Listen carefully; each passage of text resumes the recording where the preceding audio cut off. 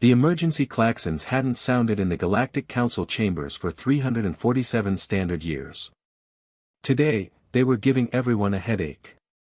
Chancellor Vex pressed two of his 4 hands against his temples, watching the holographic displays flicker with urgent red warnings. In his 8 centuries of service, he'd seen civilizations rise, fall, and occasionally explode in spectacular fashion. But he'd never seen anything quite like the data scrolling past his optical processors. "Let me understand this correctly," he said, his voice carrying the weight of accumulated wisdom and growing exasperation. "In the past 6 months, the humans have solved the Kepler Mining Consortium crisis, resolved the Andorian trade war, and somehow convinced the Hive Collective to stop their expansion into the neutral zone." "That's correct, Chancellor," replied Counselor Zeph, their crystalline form pulsing with soft blue light. "However, the term solved may require additional parameters for accurate assessment." Jake Reeves, the human representative slouching in what was supposed to be a dignity-enhancing ceremonial chair, snorted. "Oh, come on. We fixed your problems. You're welcome, by the way."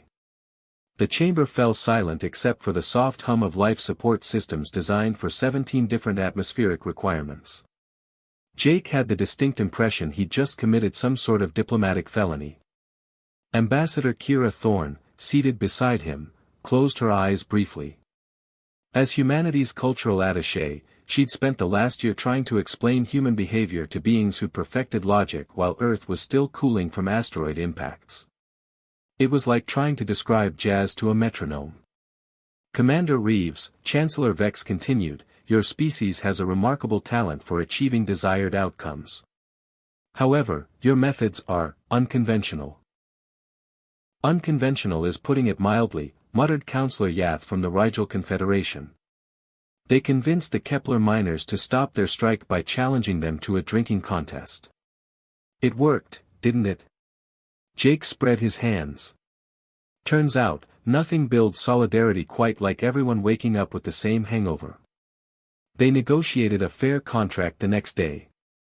You contaminated 3 star systems with ethanol vapor," Zeph pointed out.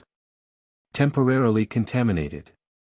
And technically, it was mostly water vapor by volume." Kira leaned forward. "If I may, Chancellor, I think we're focusing on methodology when we should be examining results.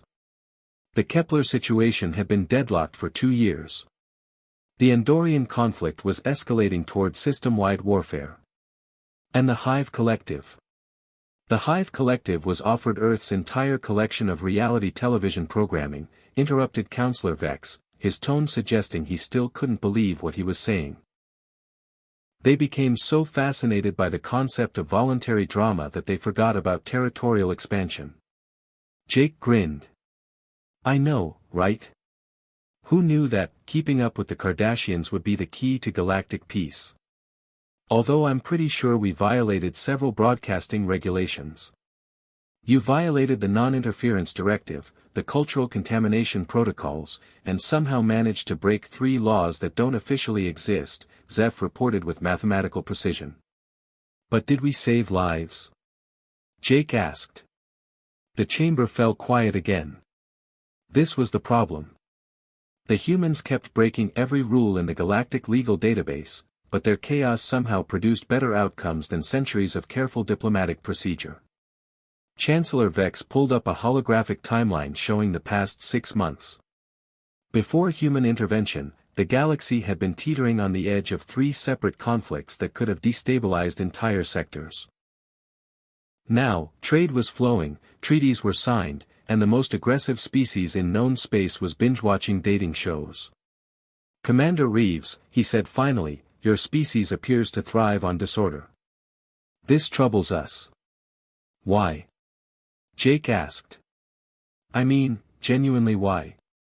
You guys have been running this council for what, 1,000 years? And in that time, how many problems have actually been solved versus just managed?" The question hung in the air like an uncomfortable truth. Kira watched the various counselors exchange glances, or whatever passed for glances among beings with compound eyes, energy signatures, and probability clouds for faces. "We maintain stability," Counselor Yath said defensively. You maintain stagnation, Jake replied. Look, I used to fix mining equipment. You know what the worst kind of breakdown is? The slow one. The kind where everything looks fine on the surface, but the whole system is gradually grinding itself apart. Eventually, you need someone willing to shut everything down and rebuild from scratch. Chancellor Vex found himself considering this. The Council had indeed prevented countless wars, but it had also prevented countless innovations. They'd achieved peace through elaborate bureaucracy, but at what cost? Your proposal, Commander, he asked. Jake stood up, and Kira felt her diplomatic training kick into high alert. I think you called this emergency session because you're scared. Not of us, exactly, but of what we represent. We're proof that your system isn't the only way. Maybe not even the best way. The silence that followed was profound enough to register on several species' echolocation systems. Chancellor Vex had seen empires crumble with less dramatic proclamations. But as he looked around the chamber, he realized Jake wasn't entirely wrong. The emergency session hadn't been called because humanity was dangerous, it had been called because they were effective. Elaborate, he said. Jake glanced at Kira, who nodded encouragingly. Your entire system is built on the assumption that chaos equals destruction. But what if chaos is just another word for adaptation? Every problem you've brought us, we've approached differently because we don't know your rules well enough to be limited by them. You don't understand the complexities, Counselor Yath began. No, we don't, Jake interrupted. And that's exactly why we can solve them. You've been staring at these problems so long you can't see past your own assumptions. Zeph's crystalline form pulsed with rapid calculations. Probability analysis suggests that human problem-solving methods, while successful in recent cases, carry significant risk factors for systemic instability. Everything carries risk, Kira interjected, finally speaking up. The question is whether we're choosing our risks consciously or letting them choose us.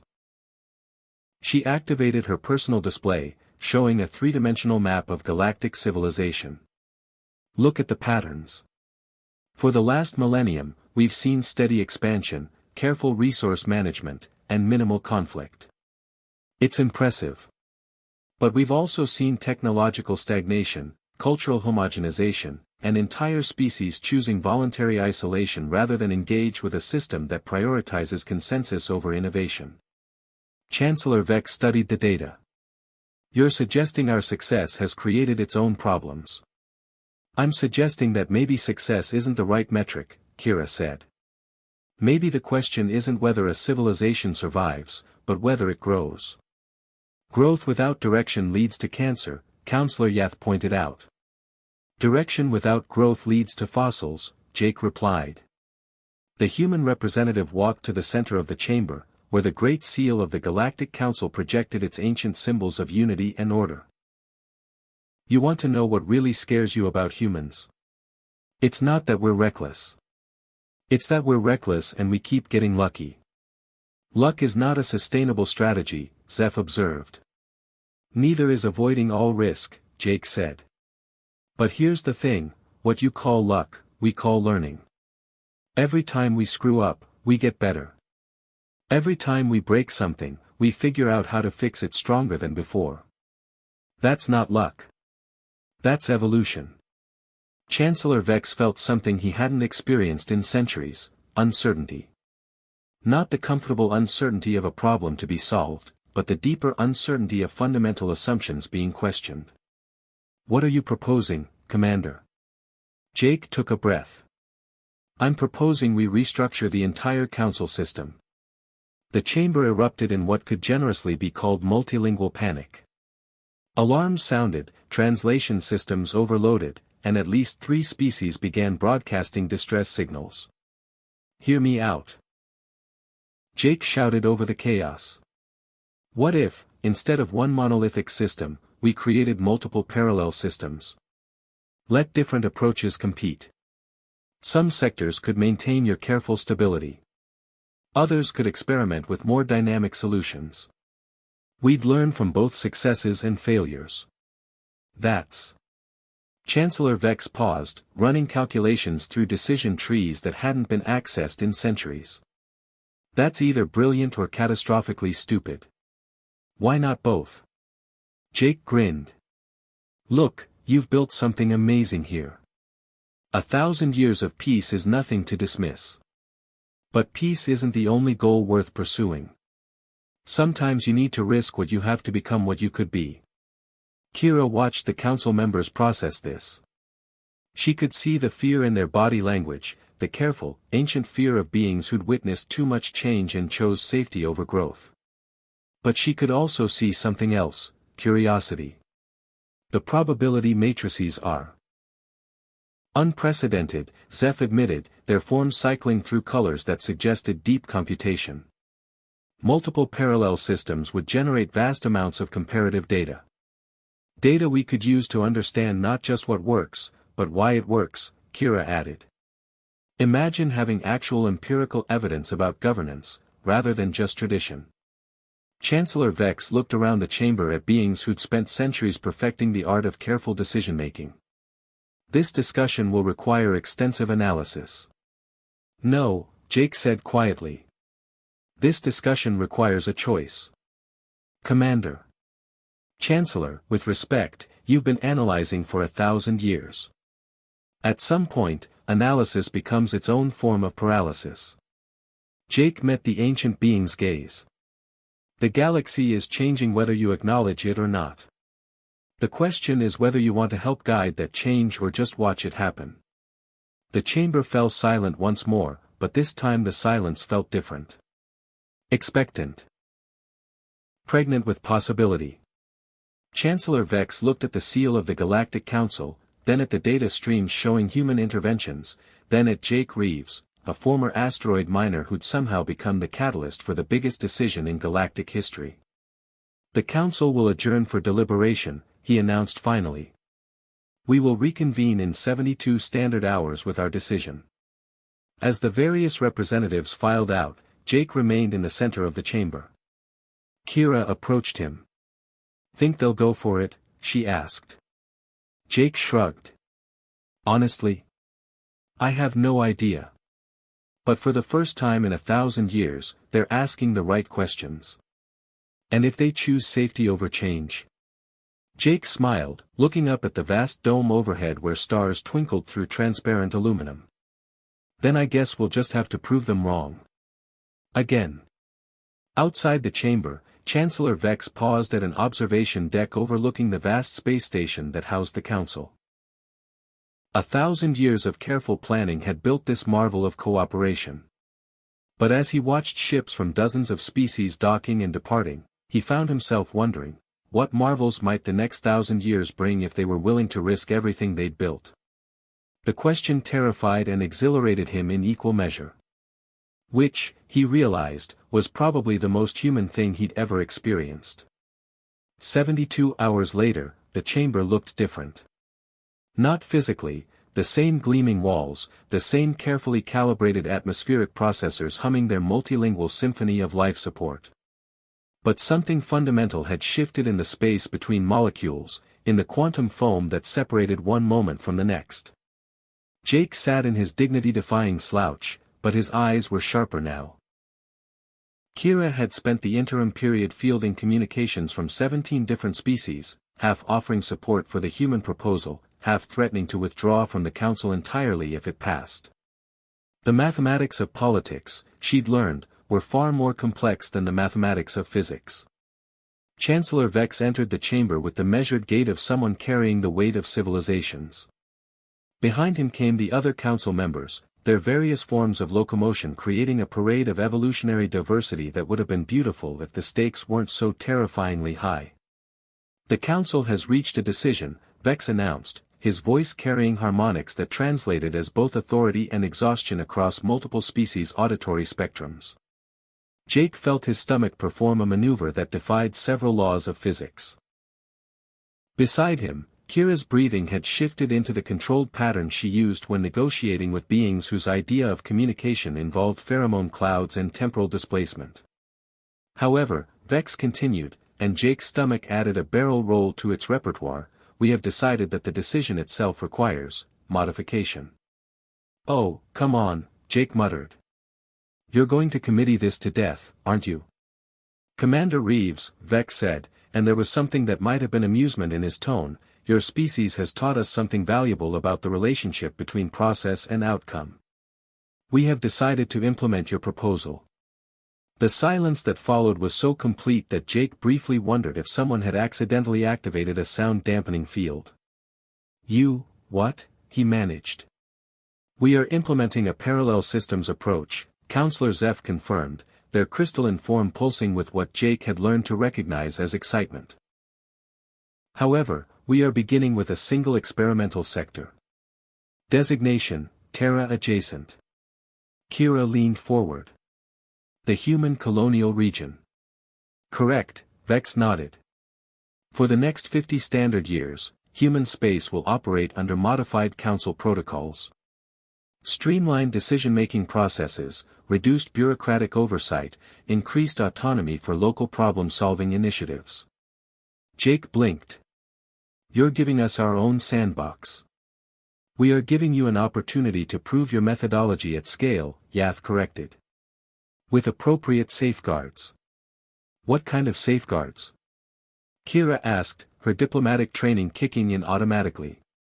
Quarterly reviews, impact assessments, and a termination clause if your dynamic solutions threaten galactic stability, Zeph listed with mathematical precision. Jake stood up, pacing to the center of the chamber where he'd made his pitch 3 days ago. And if it works? If we actually improve things? Chancellor Vex exchanged glances with his fellow council members, a gesture that required considerable coordination given their diverse ocular arrangements. Then we expand the experiment. Other sectors, other species, other approaches to governance and problem solving. And if it fails catastrophically? Jake asked. Then we contain the damage and return to established protocols, Vex replied. But Commander, we have spent considerable time analyzing your species' approach to failure. Oh, this should be good. You appear to treat failure as data rather than disaster, Zeph observed. Most species view unsuccessful outcomes as problems to be avoided. Humans view them as information to be processed. Kira smiled. We have a saying, fail fast, fail cheap, fail forward.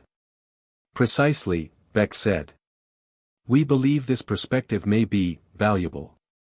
Jake felt something he hadn't experienced since leaving the asteroid fields, genuine optimism mixed with terrifying responsibility. So we're really doing this. We are really doing this, Vex confirmed. Though I should mention one additional condition. Here it comes, Jake sighed.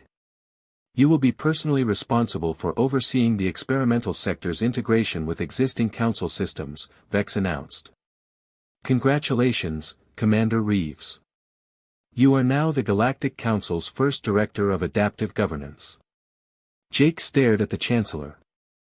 I'm sorry, I'm the what now?